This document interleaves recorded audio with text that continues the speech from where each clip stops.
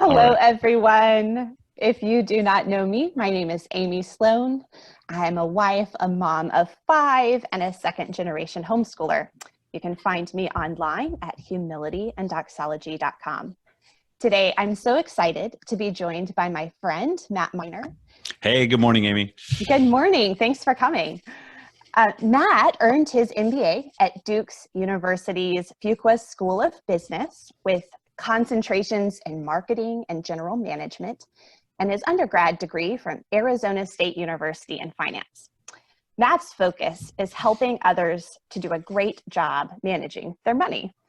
His love of personal finance grew out of his family's journey to repay nearly $250,000 in student loans. That was way too much. That's crazy, but kudos to you.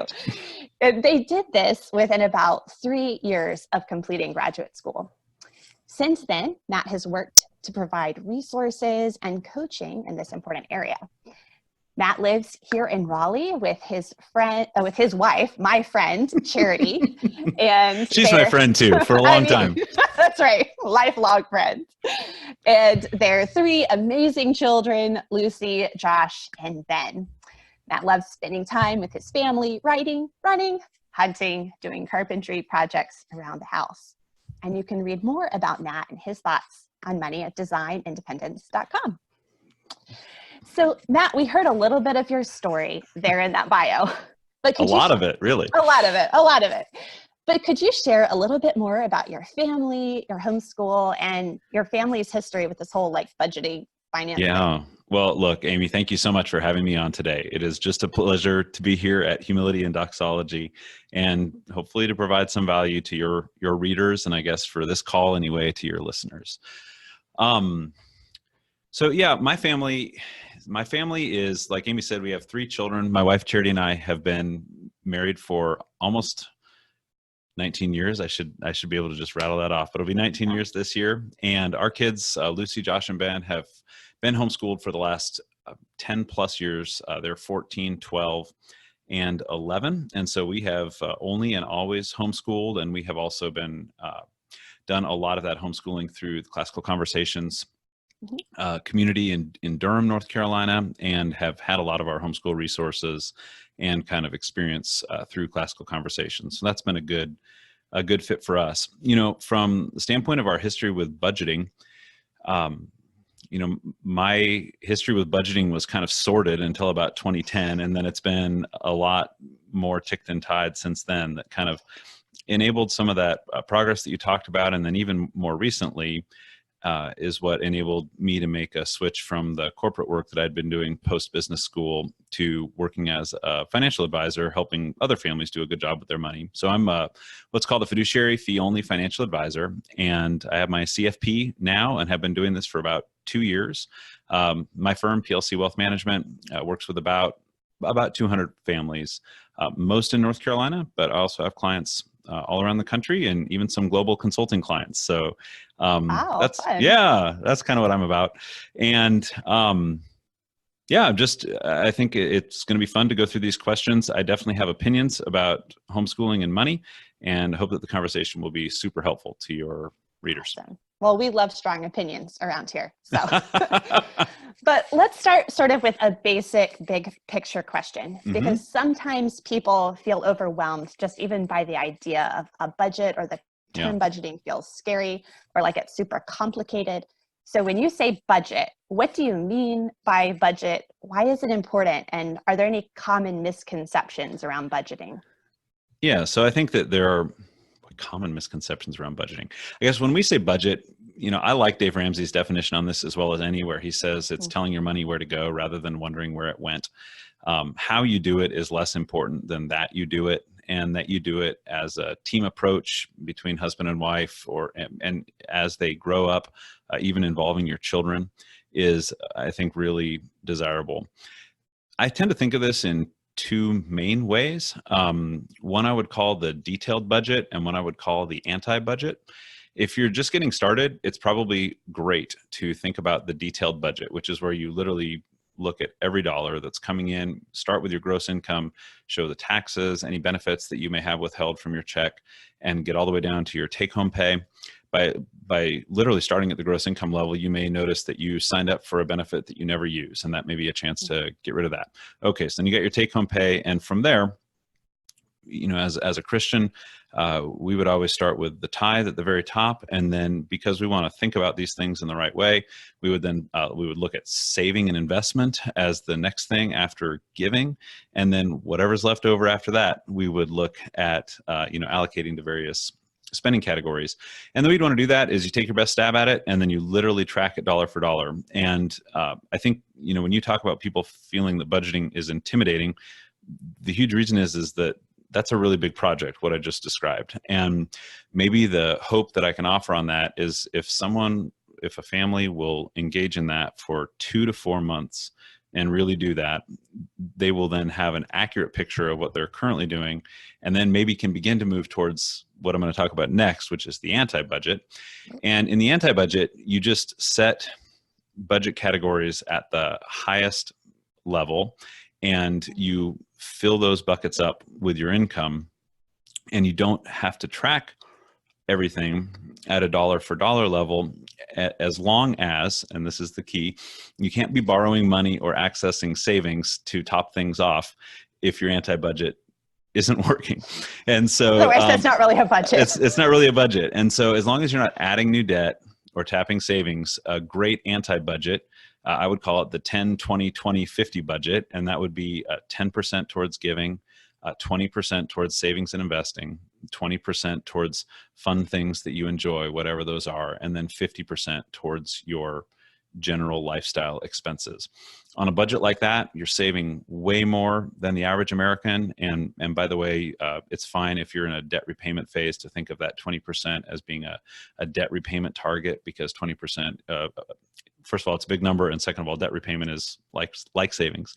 And then, if you were trying to mess around with those numbers to make them bigger, I would urge you to consider trying to drive that 50% number down. I think keeping giving high, keeping savings and investing high, and keeping fun high are good. And so if you want to try to raise those other categories, then see if you can't fit your lifestyle into 45% of what you earn or something like that. Okay, so how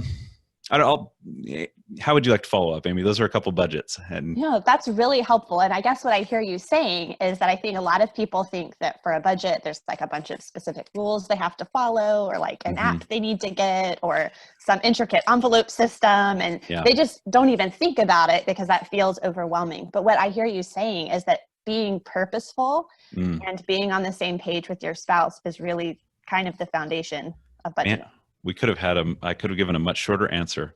Be purposeful and be on the same page with your spouse. And actually what you say highlights an important point. A lot of people, when they want to talk about budgeting, they want to talk about, what's the best app or something like this. And really it's about having that intentionality, creating that plan, and then figuring out what works for your family. In our family, that's always been a mix of like Excel, and then my wife Charity likes to sit down on the couch with pencil and paper. And so I start with the Excel, and then we go to pencil, and then we go back to the Excel. Yeah. that's the way it works for us. We use Excel too, you just put in the formulas and it kind of takes care of itself. Yep. So. Good deal. And you asked about common misconceptions.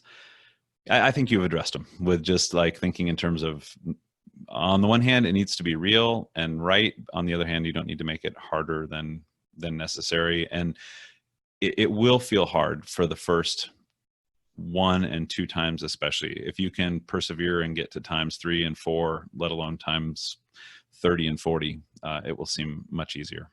Yeah. Like many things, as we practice, we get better at them and it comes more naturally. That's right. So I feel like you're having to build the new habit.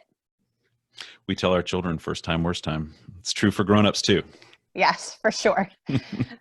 Okay. So my audience is, primarily homeschool families. Yeah. Thinking specifically within the specific challenges that come in the homeschooling family world, what are some key first steps a homeschool family can take to bring order to their budget? Yeah, I think, it's like a lot of things. There are many things I could say, some that I kind of jotted down before our call. I think it's always good to put your giving first, if that's something that you're focused on in your family. And then beyond giving, to pay yourself first in terms of your saving and investing habits, whatever amount that's going to be. It's generally really helpful to automate everything you can. So the only bills that you should want to receive in the mail are ones that for some reason you think you want to review or negotiate. Everything else should just be coming out automatically, and that'll free up, if you're not having to think about how to pay your bills, it'll free up brain space to think about creative ways to make your budget better or something like that. In my personal experience, switching from credit cards to cash and debit cards is hugely impactful. It will have an automatic effect of driving your spending down. When we first got clued into this budgeting stuff, we had a set of expenses that was all on predominantly one American Express credit card. And when we switched that same set of expenses to using cash for it, we dropped the same expenses from $2,400 to $1,600 a month just by changing how we were paying. And so again, for us, adding that extra friction to the spending was meaningful. We talked about this in the last question, but making a plan before the month begins and then tracking yourself against that plan. And then this is one I run into all the time with clients. People don't seem to think about a lot, but to allow yourself a miscellaneous category for things that you just failed to anticipate or wanted to do. And it's almost, I was on another show and talking about this, and she was like, oh, it's like a mini emergency fund within your budget. So if you want to think of it that way, a good level for this would be like 5 to 10% of gross income. And so if you're running on a $5,000 a month budget, a $250 to $500 miscellaneous category for things you just forgot about or want to do in the moment, or just come up, like the dishwasher we were talking about before. Yes. That's a good place to have that. And so, yeah, that's something that's helpful, because otherwise the budget just becomes too rigid. Yeah, I find this a lot when I talk to homeschool families actually about planning their time.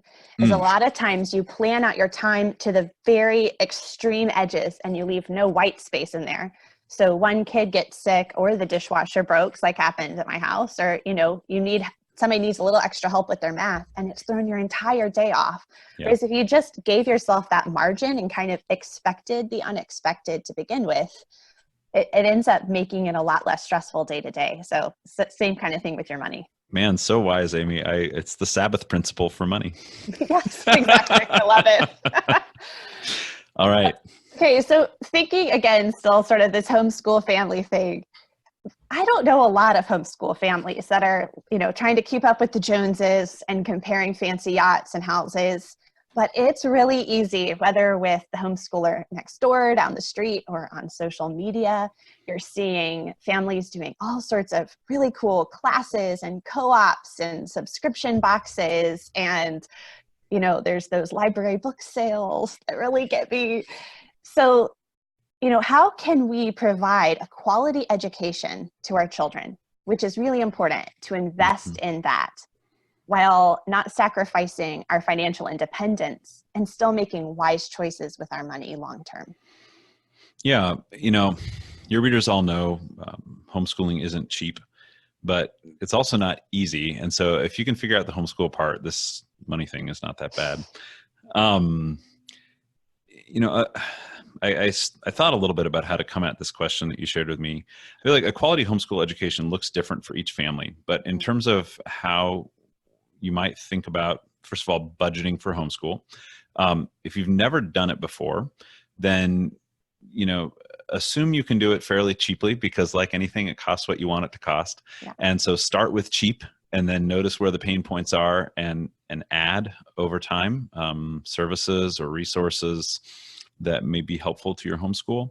If you have been spending money on homeschool already and you have sort of a baseline, and you can then have a sense of probably whether that baseline is uncomfortably high for you, or maybe you have a lot of unnecessary pain in your homeschooling because you're running around to libraries in 3 counties trying to do it all for free, then add some money to it and kind of go from there. You can spend any amount, little or high, on homeschooling. Families that I know who are in sort of ordinary financial circumstances, it seems to me that they're spending somewhere between several $100s per kid per year to a couple $1,000s per kid per year. You're still at that rate, ignoring the value, ignoring the economic value of the homeschool parents' time. You're still way below private education in terms of what you're putting towards this. And of course, obviously, since we do it in our family, we think it's a great way to go. Yeah, I don't know, Amy, tell me how else I can comment on that. I think, I guess I'll respond and say that maybe if your readers are anything like my wife sometimes is, interacts with other homeschoolers on social media or other homeschool families, and just remember, everybody's not posting every picture of all the disasters that go on. There just wouldn't be enough time in the day to do all that. So what you're seeing on Facebook does not represent the entire picture. I don't know. What else can I say? No, that's 100%, especially as I've kind of gotten in the online world over the past few years. You peek behind the curtain at all these people's lives, and everybody just has their own struggles. And I guess kind of with that, I would also, you brought up every family is doing things differently. It's going to look different. I mean, even a couple $100s per kid to a couple $1,000, like that's a really big range, a wide range. Sure. And so I guess for people to not feel the pressure, if I don't do what that family is doing, I'm like, my kids are missing out, or I'm not a good homeschool, mom or whatever. So. Well, yeah, never feel that way. And so easier said than done. Yeah. And I fall into the same thing, probably not in homeschool. It's like, I'm a homeschool dad. I'm not a homeschool mom. I think it's different, but I think the other thing here then is I would just also say, don't neglect, there can be income opportunities along the way in this homeschool thing. For us in Classical Conversations, we've usually found that we're able to do it pretty much as a wash with the income that my wife is able to earn from that, or maybe even earn a few dollars. And so again, that doesn't account for what the value of her time could be outside the home. But since we're committed to how we're doing school, then it's nice to at least have the direct expenses of homeschool covered. Seen moms do, as you're in this world more than I am, but seen moms do a tremendous job with things like thrift sales and with online businesses such as your own, as long as they're real and not somebody else's scam, and all kind of things like that. So again, you're creative enough to school your children this way. Your readers are creative enough to do that. There's a world of opportunity out there alongside the expenses. Yes. Well, let me ask you this question, kind of gearing away from the homeschool specific part. But as I asked the question on social media, like, what are some questions you want me to ask this person I'm going to be interviewing? So many people brought up the grocery budget. And I think that can be a hard thing to even know what is reasonable to expect. Like, what's a reasonable expectation to have for the budget? Because a lot of estimates don't seem to take into account that we have these larger than average family sizes and we're home all day, every day. And my kids seem to have a hard time doing math without a snack. So, how do we even kind of know like what's reasonable? How do we set a good goal there? I put a little thought into this before we talked, because this is one of those budget categories where, it can be a killer. And if you've got a big family, it's going to be big. And it changes over time. And it depends on where you live. So, just to give you some idea of how much it can change, in my own family, when we were really crazy about the budget and paying off the student loan debt, we had this thing down to like $550 or $600 a month with 3 kids.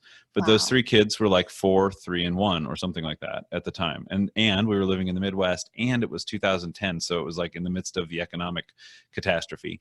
Whereas now we've got kind of a booming economy. There's a little more inflation out there. Anyway, there's not all these cheap things going on the same way that they were. And probably in many ways, we're all thankful for that. Employment prospects are also much better. But we now have months where we'll peak out at like as much as $1,300 a month. And the kids are now teenagers. If we get real careful about it, we can maybe drive that down to like $900 or $950 in a good month, but that's still a ton of money. So here's my thought about this economically. I think if you can hit $5 to $7 per person per day you're doing well. So with a family of 3 near teenage kids like mine, that would be a range of 750, which I think would be very hard for us to hit, but would be doable, of 750 to 1,050 per month. And if your kids are smaller than mine, maybe you can be on the lower end of that. And if your kids are bigger than mine, you might be another $100 or $200 a month higher than that. Of course, it depends on how you eat. And I mean, if you really ate nothing but dried rice and beans, but many in our circles are also looking to eat in certain healthy ways, including meat and vegetables and things like that. So I don't know. So that's where I think a good range is. And then I do have some particular thoughts on hitting that range if you want me to go on. But please do. Yeah. Okay. So I think figuring out, what you buy, where you buy, how you buy it, and how you use it. So I thought about this. We've never been coupon clippers, but we're big fans of figuring out which store to go to. So we just happen to know that, like, for bulk purchases, Costco is where it's at, as long as you stick to your list. For consumer packaged goods, Walmart is typically dominant. For low volume, fresh stuff, Food Lion or your inexpensive, Aldi or whatever is a good place to look for that. And then, how you buy it. Here again is one where, like, setting and sticking to your budget, either using the debit card or even using cash for this category, I think is helpful. And then how you use it, force yourself to stretch the inventory and, like, don't let if the fridge is just full all the time and you're throwing stuff away from wasting it, that's not great. And so by having a leaner inventory, you'll be more likely to move through your food and not have waste. And then you'll just find things that work for your family. An example of this for us, we'll buy a Costco rotisserie chicken. It's actually cheaper cooked than it is raw. And then we'll eat the meat and salad, and then we'll make soup out of the carcass or whatever. And so these are just ways you can find to stretch it. There's nothing that I can tell a group of homeschool moms about how to do this. Yeah, I think all of us know that rotisserie chicken. I'm like, it's like free chicken broth. I mean, not really free because we paid for the chicken, but yep, just add salt. That's right. I've actually found that the Walmart grocery pickup, which does not cost anything extra, so they don't charge a fee for the pickup. Okay. And I can see a running total as I'm adding to my online. My online cart. I can see a running total of how much I'm spending. And then you're not, like, walking by the aisle like, ooh, the chocolate chips are on sale, and you end up with stuff you didn't intend to come home with. Yeah, so that's really interesting, Amy. It's like a convenience factor that actually adds control rather than taking away control. That's great. Oh, I love it. Yeah. Good tip. I didn't know that. I've never done the Walmart pickup. I'm kind of a technology Luddite. I always said I would never do it, but it has changed my life this past year. So I'm a big believer in it now. Yeah, I think the difference, we only have the small Walmart near us. So our Walmart is not a grocery store. That's really tragic. I'm sorry. I don't know if it rises to that level, but it is a fact. Okay, well, let's think now kind of towards the future. Yeah. So we're used to an outside the box approach to education. And we also want to give our children as many options as possible. I often tell my kids, like, I don't know what God has for you in the future, but my job is to give you options. So what are some ways that we can be doing now to save and to help our children financially for college, or, like, maybe they're not going to go to college, for whatever the future might hold? Yeah, you touched on this so well, in that we're raising adults, not children. And our job is to raise them to have many options, and then to have the capacity of character to make wise and loving choices. So I think that the framework here maybe has two main things, in my opinion.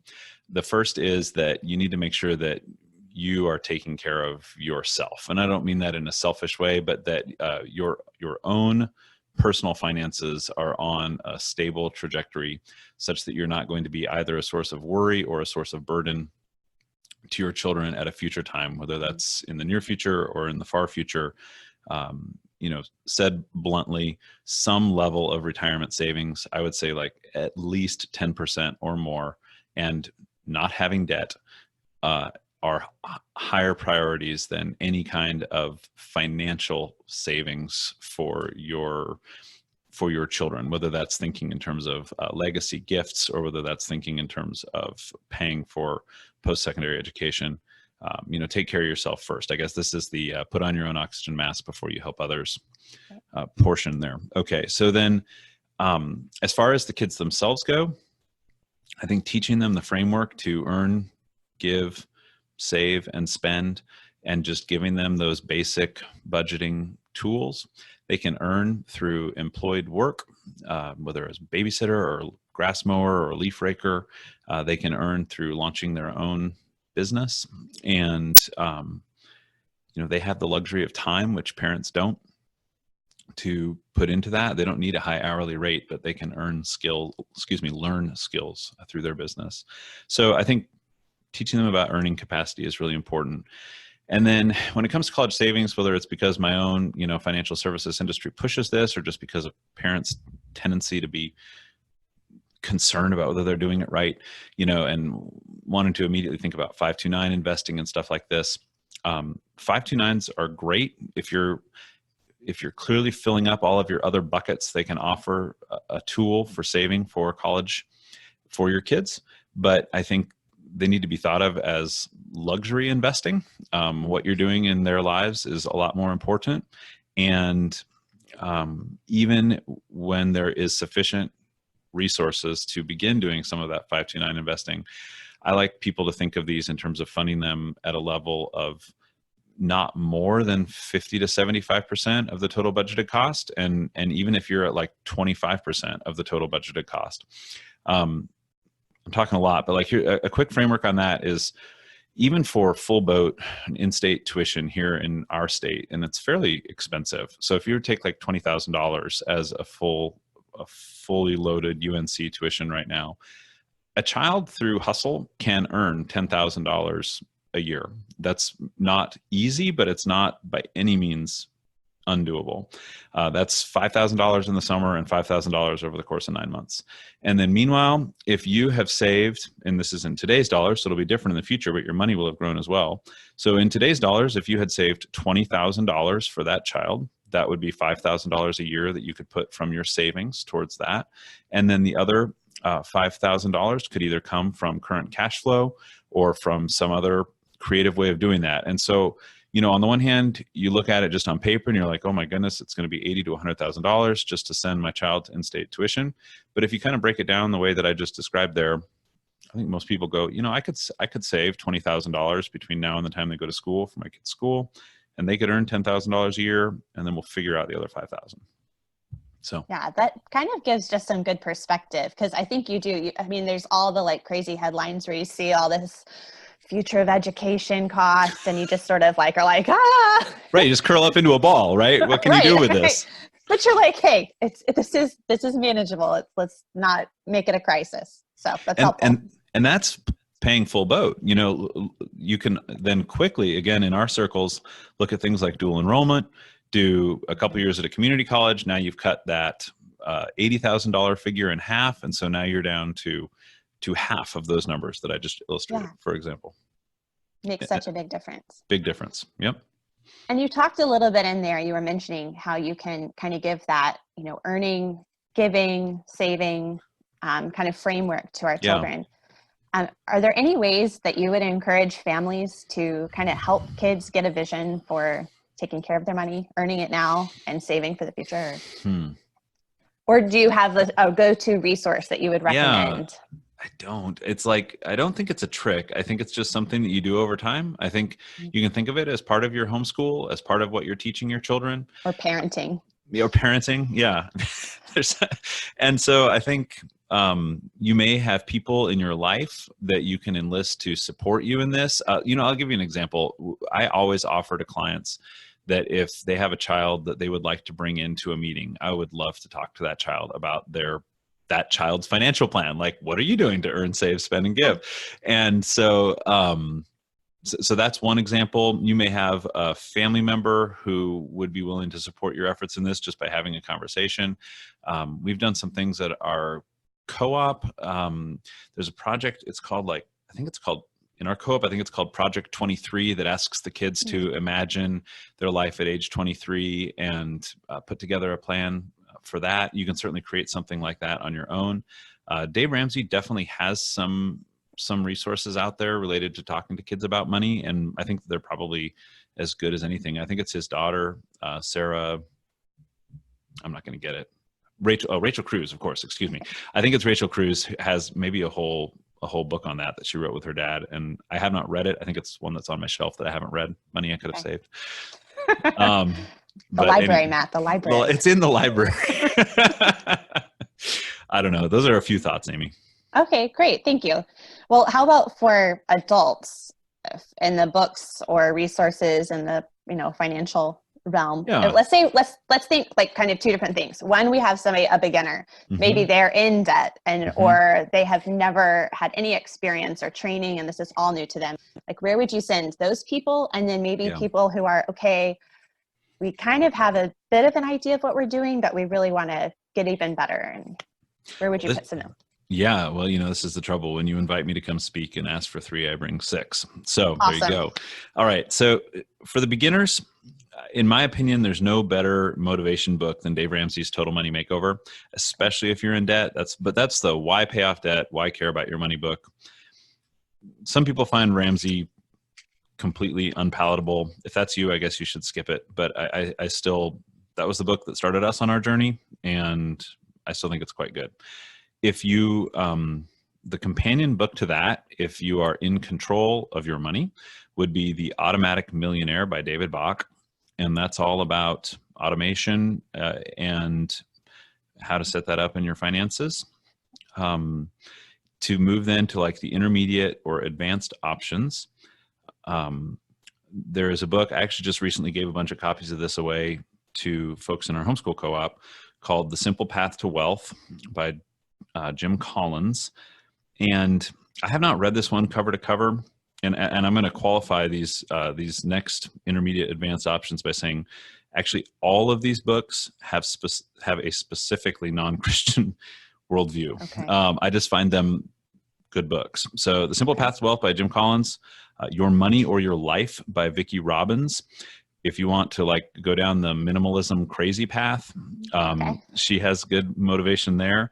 And then if you're like me and you like to laugh and you also are not overly offended by profanity, Mr. Money Mustache's blog is a great place to dive into the frugality, financial independence space. He actually writes about homeschooling from time to time. His son has done both homeschooling and traditional schooling.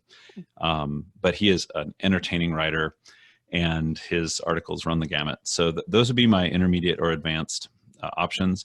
And then for kids, I came up with 2. There's a classic book. It's from the 20s.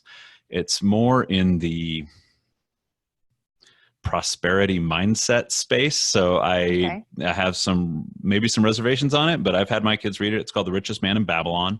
And the author there is, I don't know if it's pronounced Clayson or Clausen, but Clason. And then by the same author as The Automatic Millionaire, this is another book that I just gave away a bunch of copies in our homeschool co-op, is The Latte Factor by David Bach. And that one is about a young woman who has left home. I don't remember if she's post-college. I think she's probably post-college. And she begins to interact with a low-key millionaire next door type entrepreneur who teaches her some things about money. And so it's a novel that's written in a narrative format, and it's short. Well, those are all great. And I'll make sure to have all of those linked up in the notes and the post with this and in the video description. So awesome. Matt, thank you so much for coming and sharing your wisdom. I hope this is really an encouragement to many. And where can people find you around the web? I'm pretty easy to find, though. And Amy, it's been really good to be with you today. And I hope that this will be helpful, like we've said. So the easiest way is to get me directly. If you want to email and talk about money, you can email matt@lifemeetsmoney.com. And I guess that's a new project that's underway this spring. So that website is not up, but the email is working. So that's matt@lifemeetsmoney.com is going to be a new blog and podcast. Yay! If you want to read the old blog, it's at designindependence.com. And so if you had an interest in learning about kind of my thinking and reading my writing, and then I publish social media wise the most on LinkedIn, and my handle there is Matt Miner, Mattminer, and I love to interact any of those places. Great. Well, thank you so much. It's just been a pleasure to be with you, Amy, and thanks for having me on. All right. Bye. Bye.